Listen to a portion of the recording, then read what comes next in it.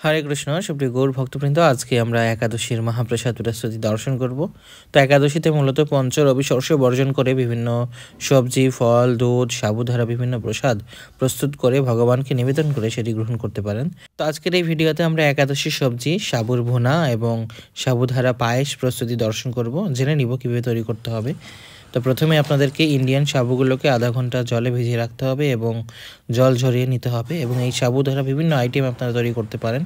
তো একাদশী সবজির জন্য এখানে আলু, পেঁপে, মিষ্টি কুমড়ো, কাঁচকলা, ফুলকপি বিভিন্ন সবজি প্রস্তুত করে নেওয়া হয়েছে, এবং একাদশী সবজির জন্য এখানে হলুদ এবং আদা ঘরেই পেস্ট করে নেওয়া হচ্ছে। আপনারা কোনো প্যাকেট জাতীয় মশলা একাদশীর দিন ইউজ করবেন না। তারপরে সমস্ত প্রকার সবজিগুলোকে একসাথে এখানে সিদ্ধ করে নেওয়া হচ্ছে। তো সিদ্ধ করার সময় আপনারা সামান্য সাবুও আপনারা এই সবজির সাথে যুক্ত করতে পারেন। তারপর এখানে কিছু ফুলকপি ভেজে নেওয়া হচ্ছে, কারণ ফুলকপি অনেক সময় গন্ধ থেকে যায়। তো আপনারা এখন দেখতে পাচ্ছেন যে একাদশী সবজির জন্য সম্বাস দেওয়া হয়েছে। তো সম্বাসের জন্য আপনারা এখানে সূর্যমুখী তেল, বাদাম তেল অথবা ঘি ইউজ করবেন, এবং এখানে জিরা, তারপরে শুকনো ঝাল, তেজপাতা এবং আদা এবং হলুদ পেস্ট দেওয়া হয়েছে। তারপরে সুন্দরভাবে সম্বাসটিকে ভেজে নেওয়া হয়েছে। তো আপনারা এখানে সামান্য টমেটো সস ইউজ করতে পারেন। তারপরে সম্বাসটি সম্পন্ন হওয়ার পরে আপনারা সবজির সাথে মিক্সড করে দিবেন অথবা সবজিতে ঢেলে দিবেন। তারপরে এখানে সুন্দরভাবে আপনাদের একাদশী সবজিটি প্রস্তুত হয়ে যাবে, এবং এই সবজিটি নামানোর আগে আপনারা সামান্য ভাজা জিরার গুঁড়া ইউজ করতে পারেন সবজির মধ্যে। তো সুপ্রিয় গৌর ভক্তবৃন্দ, এখন আমরা দেখব কিভাবে একাদশীর দিন সাবুধারা আপনারা পোলাও অথবা সাবুর ভুনা তৈরি করতে পারেন। তো এখানে মশলা হিসেবে নেওয়া হয়েছে এলাচি, দারচিনি, শুকনো ঝাল, তেজপাতা, জিরা, এবং এখানে সূর্যমুখী তেলে সম্বাসটিকে সুন্দরভাবে কড়া করে ভেজে নেওয়া হচ্ছে, এবং সামান্য আদা এখানে যুক্ত করতে হবে। তারপরে এখানে হলুদ পেস্ট, যেগুলো আপনারা ঘরেই হলুদ পেস্ট করে নিয়ে সেটা ইউজ করতে পারেন।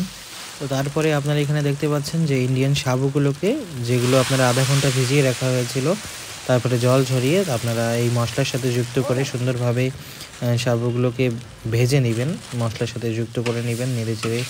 তারপরে পরিমাণ মতো লবণ দিয়ে আপনারা পরিমাণ মতো গরম জল দিয়ে সুন্দরভাবে এই সাবুর ভুনা থেকে ঢেকে রাখবেন। তো এইভাবে আপনারা একাদশীর দিন সাবুধারা, সাবুর পোলাও বা সাবুর ভুনা প্রস্তুত করে ভগবানকে নিবেদন করে একাদশীর দিন এই প্রসাদ গ্রহণ করতে পারেন, এবং নামানোর আগে আপনারা সামান্য কাঁচা লঙ্কা এবং ঘি দিয়ে সুন্দরভাবে নামিয়ে সুস্বাদু এই সাবুর পোলাও গ্রহণ করবেন। হরে কৃষ্ণ। তো একাদশীর দিন আপনারা খুব সহজেই সাবুর পায়েস তৈরি করে নিতে পারেন।